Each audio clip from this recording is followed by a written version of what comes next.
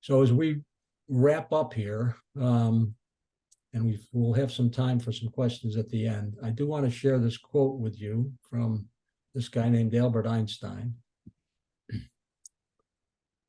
And the reason I share this quote with you is because we've been on for 75 minutes, and I have provided you a lot of information. That information will leave your brains over the next 24 to 72 hours unless you take that information and do something with it, which is what Einstein means by learning as an experience. We have this information, you've had a little bit of experience with the what do you do question. You actually filled one out, and so you started the learning process. But if you're really going to get good at that what do you do question, you got to practice it, you got to refine it, you got to use it, you got to get comfortable at it. You can create multiple best test answers.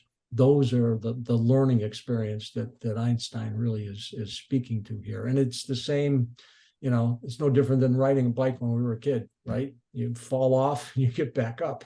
The only way you're going to learn to ride that bike is not looking at it or learning, about the, information about the bike. You've got to actually do it. So I encourage you to think about that as you move forward, and hopefully, whether it's using some of the questions to engage others, whether it's creating those short stories, using your what do you do question, thinking about, networking from a teaching and giving standpoint.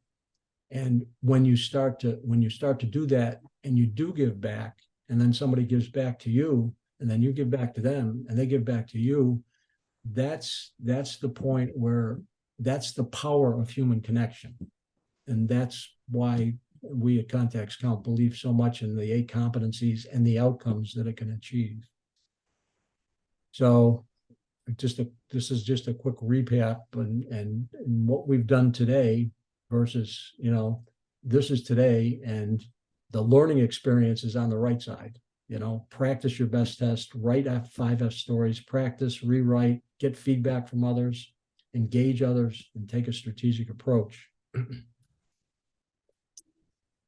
The more teaching and giving you do, the more engaging conversations you have, the more potential opportunities that will come your way.